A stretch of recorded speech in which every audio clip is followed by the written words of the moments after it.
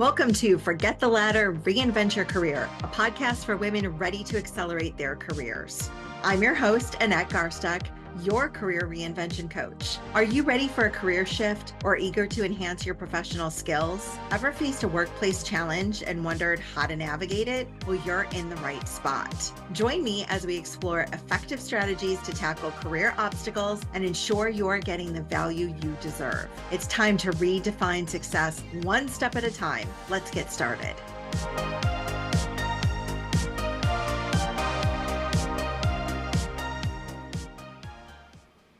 Welcome to Forget the Ladder, Reinvent Your Career. I'm your host and career reinvention coach, Annette Garsteck. This is my 5th episode in a series of 9 where I walk you through my Reinvent Your Career process. And these are topics that I normally save for my clients only, so you've got an inside peek. Today we're digging into valuing yourself in the marketplace and defining your worth. In this current high-stakes job market, you have to know your worth and be able to communicate it. You have to be confident with your numbers and even more confident in talking about them. Are you ready to learn how to do both? Then you're in the right place. Let's get started. So knowing your worth is really a tough topic for most women. So what I like to do in this portion of my Reinvent Your Career process is take emotion and feeling out of it. Instead, start understanding your numbers, the data. Before we take a step forward, let's take a few steps back and let me invite you to go to episode 2 of this podcast. What I talked about in episode 2 was deciding on your career direction. So if you haven't already done that, pause, come back to this episode at a later time after you've done the pre-work. If you're watching me on video, I'll link episode 2 in the upper right-hand corner of this video. And if you're listening to me on your favorite podcast platform, I'll link to episode 2 in the show notes. So at the end of episode 2, I asked you to complete the exploration of what's next for you and identify an ideal or a target job. Once you have that target role identified, you are ready to move on to this step. Know that I am so proud of you for taking steps toward figuring out your next career. So now that you've found that target role and you have it right in front of you, I want you to jot down that title. Like maybe you're a hands-on kind of person and you're going to handwrite that. Or if you're more of an electronic person, you're going to title a Google Doc with your target job title. Now I want you to identify some alternate titles next. Like is there a senior level, a lead, a level 1, a level 2? Is there more of a junior title from the title you're looking at? So I'm going to share on screen here an example title, and it's customer success. So as you can see, I found this role, which would be much more junior. And then the same title at a different company is this one. And then as you can see, I also found a senior role at the same company. These roles have the salary ranges listed. Thankfully, we are moving towards pay transparency in this U.S. job market. The roles I found have salaries disclosed, and you can see those up here on the screen. Salary transparency is an issue that is being talked about more and more and is controlled with state legislation because lots of companies won't do what's right until it's required. So I'm a huge proponent of salary transparency, as I'm sure you would have guessed. Why waste a candidate's time if the role is outside of their pay range? Why waste your time as a hiring firm if you're not going to be transparent about the salary? Allow people to move on if the role is not right for them. Tricking them or getting them through the end of the interview process and then having it go nowhere because you were never on the same page is not a good way to do business. And assuming, hiring managers, this one's for you, that the job has hundreds of applicants, as jobs tend to in this current environment, hiring managers can use pay ranges to screen candidates with appropriate expectations. At the time of this recording, there are 10 states that require pay ranges to be disclosed during the candidate selection process. What are those states? Here's a list of them: California, Colorado, Connecticut, Hawaii, Maryland, Nevada, New York, Rhode Island, Washington. Illinois will join that list in early 2025. And then there's states that have proposed pay transparency laws that they're still working through, the state houses.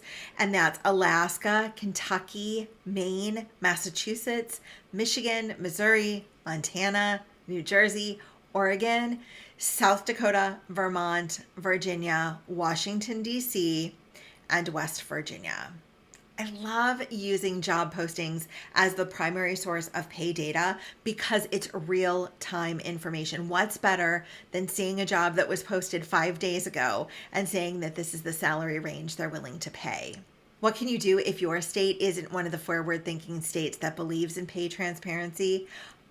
I say still research your roles, but using a wider lens. Based on what you discover, then you can research what's the cost of living compared to your area versus the one you found the job listing in. And then you can back into a calculation for the salary range in your area. Now, other sources of pay data are Glassdoor, Salary.com, Payscale.com.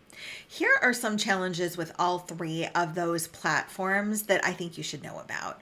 Glassdoor is traditionally an anonymous site where previous and current employees can disclose an organization's culture, they can leave reviews, talk about management style, and a current or previous employee can also disclose their salary range or their salary data. But this is also the biggest caution I have for you about using information on Glassdoor's platform. It's self-disclosed and may or may not be accurate. You may or may not have an employee that is trying to right a wrong that they feel that they experienced at work and could be disclosing information that may or may not be helpful to you. Glassdoor was also recently in the press in March 2024 for matching anonymous accounts to users' real names. It was like kind of freaky for people. As you can imagine, it was a huge concern for their database or their user base. And you can see in the description box, I will add those articles so that you can read them for yourself. There was one on Wired and there was one on NPR. So please see those for more information about that. The challenge then with using data on salary.com or payscale.com is it's based on numbers reported to the Bureau of Labor Statistics. So unlike Glassdoor, it's not self-reported, which is great. This is actual data reported to the government, but it's historical data. So it's older. It's not super old, but it's 2 years old. And if you remember 2 years ago, we were just figuring out if we were going to be able to come out of this pandemic, and the information might be a little bit skewed and might not be exactly what you need. So you just have to know that and go in with that research lens, understanding what you're looking at. Okay. What I love about salary and payscale.com though is you can see more of like the junior, the mid-level, and the senior level titles. You can also see the pay scale and adjust it to your location.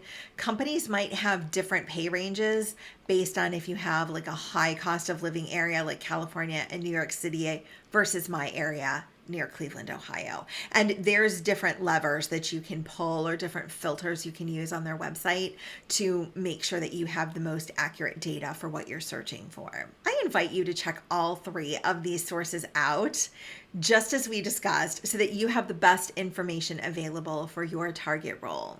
Let's take a quick break.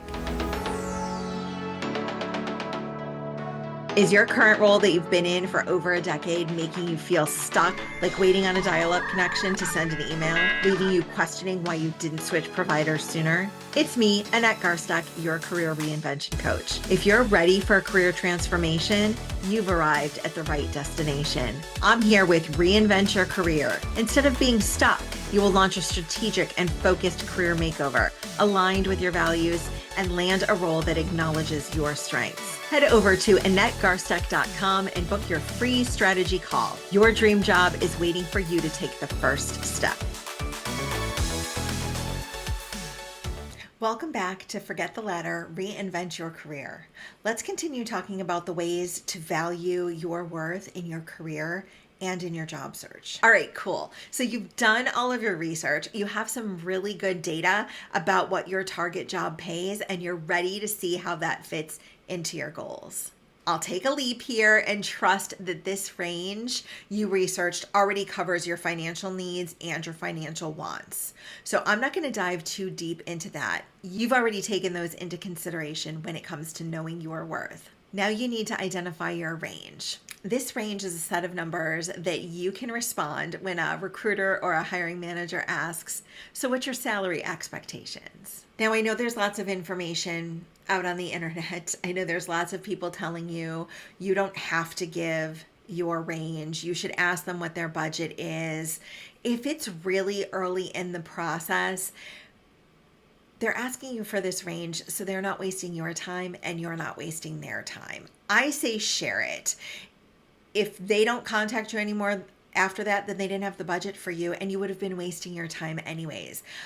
Getting contacted all the time is not great. You want to be contacted for the kind of opportunities you really desire. And if they don't want to talk to you because you're too expensive, know that right off the bat and move on to something that's better for you, something that's meant for you. Here are my top 2 recommendations when talking about your desired salary range. Number 1, the lowest end of the range must be the number that you are comfortable accepting if you aren't able to negotiate any more for yourself later. And then the second point is keep that range tight. I normally say within a $10,000 to $15,000 range is usually good. Anything beyond that is really huge. And then anything smaller than that, like a $3,000 or $5,000 range, is really limiting. And it could hurt yourself. You could hurt yourself later when you want to negotiate. All right, so now that you have your range, whatever it is, you have to become comfortable and confident with it. Like really, really, really cozy comfy, like under your favorite blanket, cozy comfy.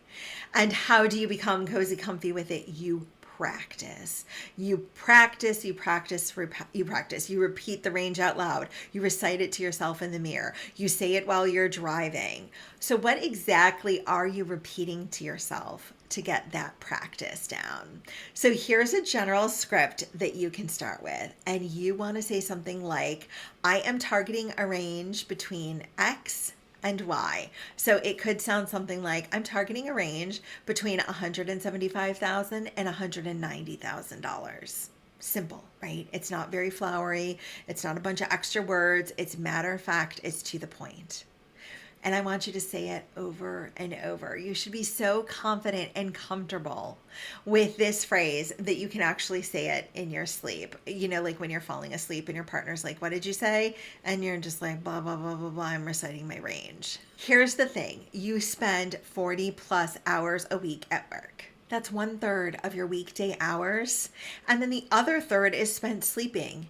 So what is your time worth to you? That's what you're trying to capture in this range. The saying, know your worth, then add tax, is not a random saying from an Instagram quote account.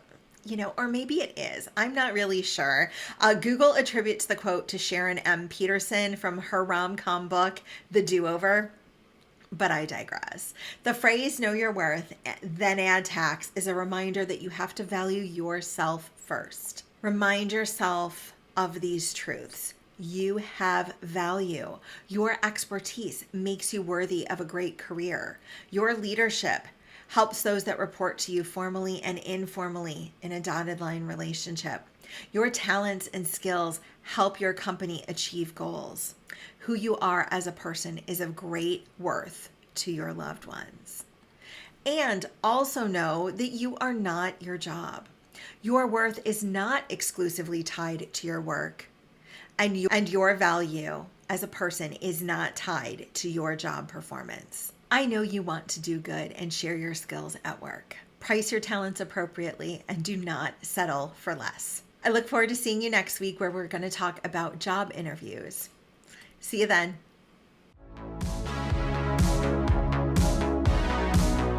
And that's a wrap on today's episode of Forget the Ladder, Reinvent Your Career. I'm Annette Garsteck, and it's been a pleasure guiding you through the ins and outs of career reinvention. Remember, every challenge is a stepping stone to your success. Keep investing in your growth and never settle for less than your worth. Stay tuned for more insights in my next episode. Until then, keep taking action towards success and redefining your career path.